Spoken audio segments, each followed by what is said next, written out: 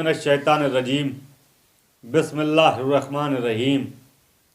नाज़रीन इकराम, सलामुन अलैकुम। मैं हूं अकबर ज़हीर, आपके अपने यूट्यूब चैनल तहरीक अदब के हमरा। मैं आपका इस्तकबाल करता हूं। हमारे साथ आज हमारे मेहमान आली क़द्र इज़्ज़त मआब मौलाना सैयद क़सीम हुसैन ज़ैदी साहब हैं, जिनसे हम तालीम कुरान हासिल करने की कोशिश करेंगे। नाज़रीन इकराम, हम आपको बताते चलें कि ये हमारा पहला वीडियो है और हम इसको बिल्कुल इब्तिदाई मरहले से शुरू कर रहे हैं।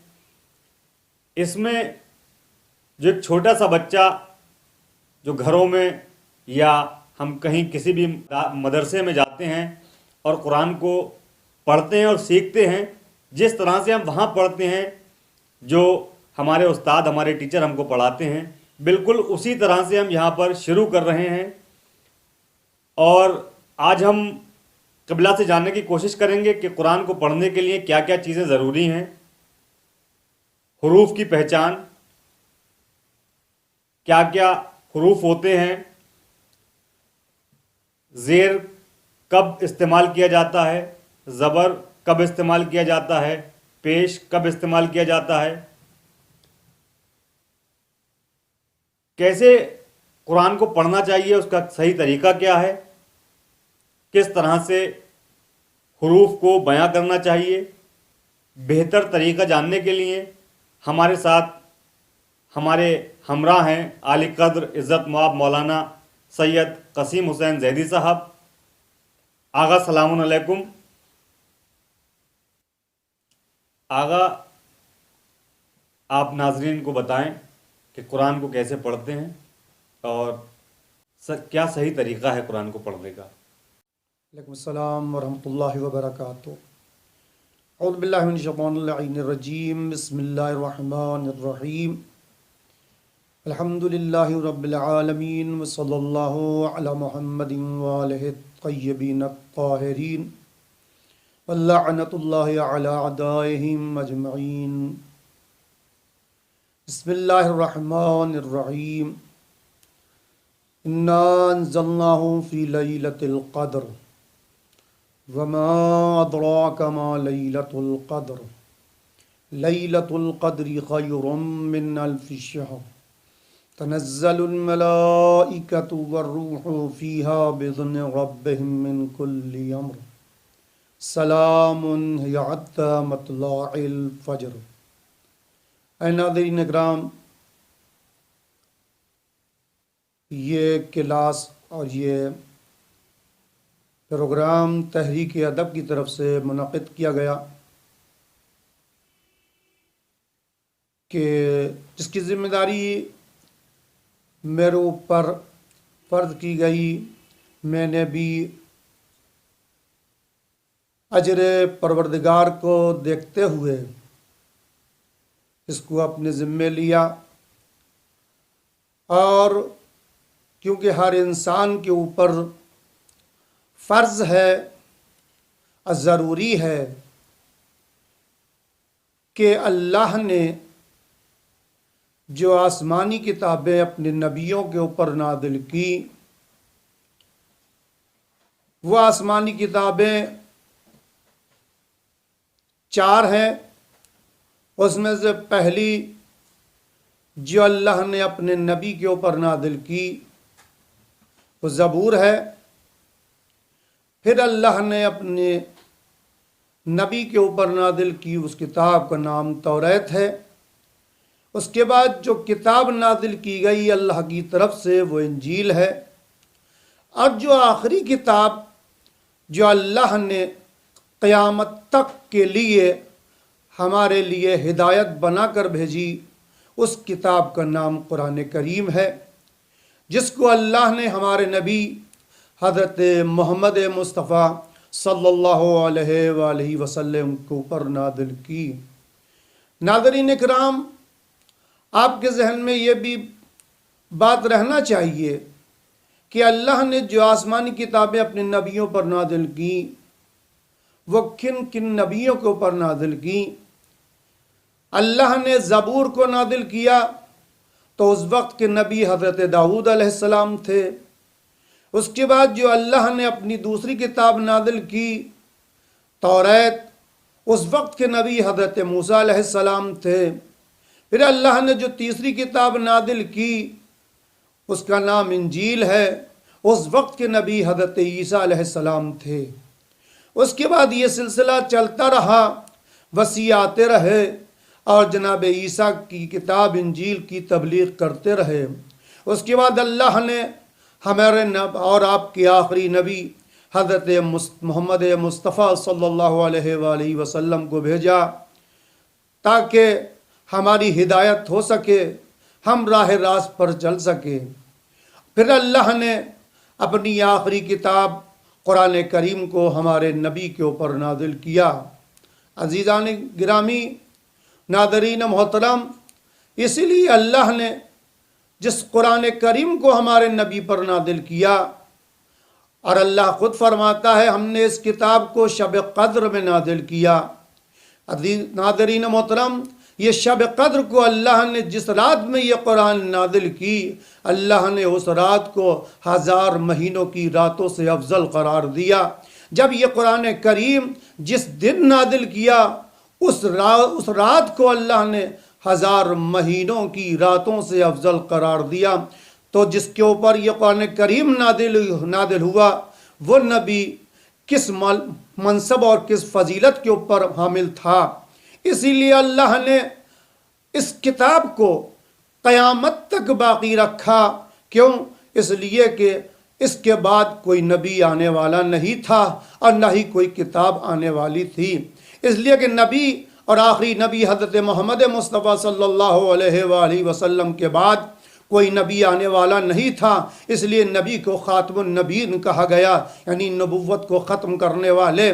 اسی لیے اللہ نے نبی کو خاتم النبی کہہ کے نبوت کا سلسلہ ختم کر دیا، اور ختم کرنے کے بعد اللہ نے اس کتاب قرآن کریم کو بھی خاتم قرار دیا، اس لیے کہ اب اس کے بعد کوئی کتاب آنے والی نہیں تھی۔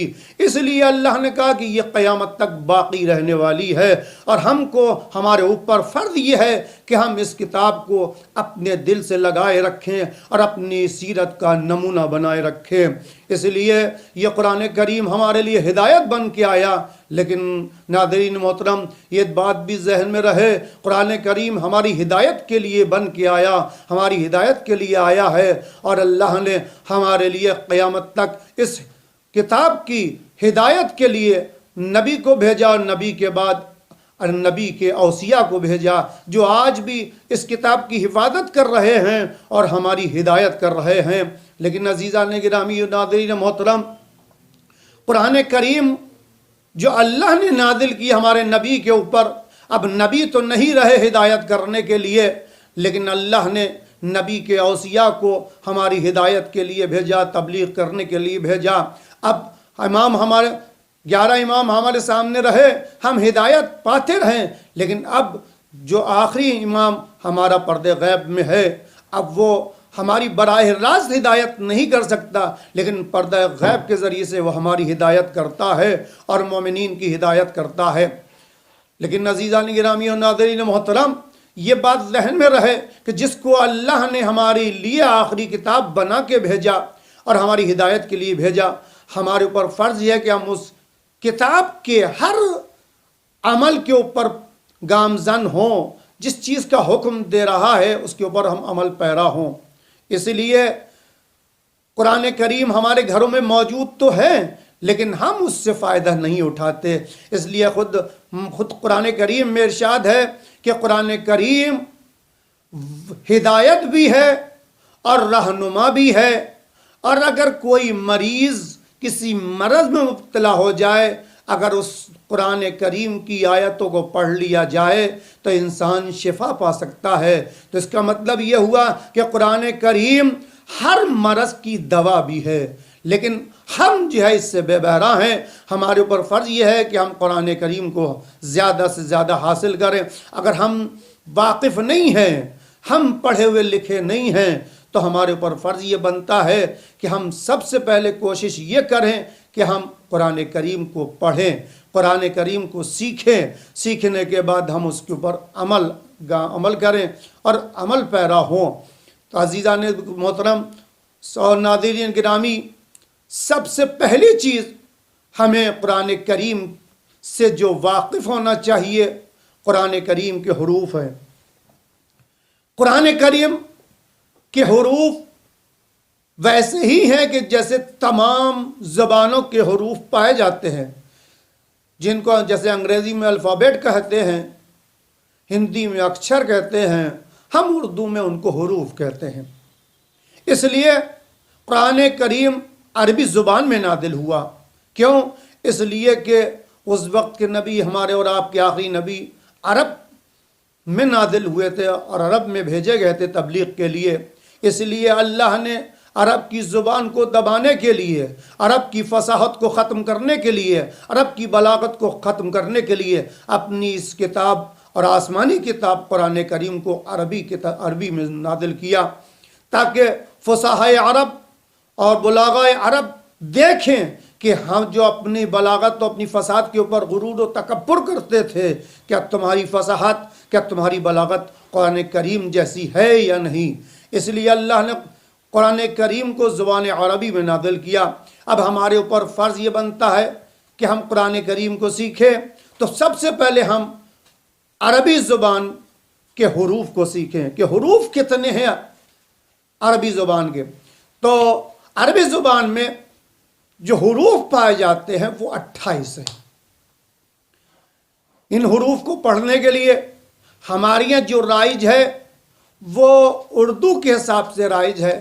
ہم یہ کہتے ہیں کہ حروف عربی میں 28 ہیں، لیکن ہم اس کو اس طریقے سے پڑھتے ہیں کہ الف بے تے سے جیم ہے خے دال زال رے زے سین شین صاد ذات قا دا عین غین فے قاف کاف لام میم نون واو ہے۔ یہ حروف عربی میں استعمال کیے جاتے ہیں، لیکن عربی اور اردو میں فرق ہے۔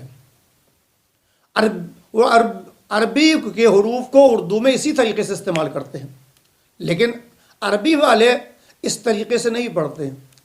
عربی والے حروف کو عربی میں ادا کرنا چاہیے، مثلا اس طریقے سے کہ آ با تا ثا جیم ہا خا دال ذال را ذا سین شین صاد ضاد عین غین فا قاف کاف لام میم نون وا ہا یا۔ اس طریقے سے ہم ان حروف کو عربی میں استعمال کرتے ہیں۔ جب ہم اس طریقے سے ان حروف کو سیکھ لیں گے تو ہمیں پڑھنے میں پریشانی نہیں ہوگی۔ اگر ہم اس کو اردو رسم الخط میں پڑھیں گے تو ہم کہیں گے الف بے تے سے جیم ہے قے۔ یہ حروف عربی کو ہم اردو میں استعمال کرتے ہیں، حالانکہ ہم اردو کے حروف کو عربی کے حروف میں نہیں پڑھ سکتے۔ کیوں؟ اس لیے کہ عربی کے حروف کی ادائیگی الگ ہے اور اردو کے حروف کی ادائیگی الگ ہے۔ بات صحیح، جب ہم اردو پڑھتے ہیں تو ہم کہیں الف بے تے سے جیم ہے قے، صحیح ہے، بالکل صحیح ہے۔ لیکن ہم جب عربی پڑھ رہے ہیں تو عربی میں ہمیں ان حروف کو ادا کرنے کے لیے ہم کہیں گے آ با تا ثا جیم ہا خا دال ذال را زا سین شین صاد ذاد عین غین فا قاف کاف لام میم نون وا ہا یا۔ یہ حروف کی ادائیگی ہے عربی میں، اور اس کے علاوہ اگر ہم اس کو ادا کرتے ہیں تو وہ صرف اردو رسم الخط تو ہے، عربی رسم الخط نہیں ہے۔ وآخر دعوانا الحمدللہ رب العالمین۔ اس ویڈیو کو لائک کریں، شیئر کریں اور سبسکرائب کریں ہمارا یوٹیوب چینل تحریک ادب۔ ہماری اس ویڈیو سے ریلیٹڈ آپ کے ذہن میں کوئی بھی سوال ہیں تو آپ ہمارے واٹس اپ نمبر 7820044723 پر ہمیں واٹس اپ کر سکتے ہیں. ہمارے علماء اکرام آپ کو اپنی ویڈیو میں اس کا جواب دیں گے.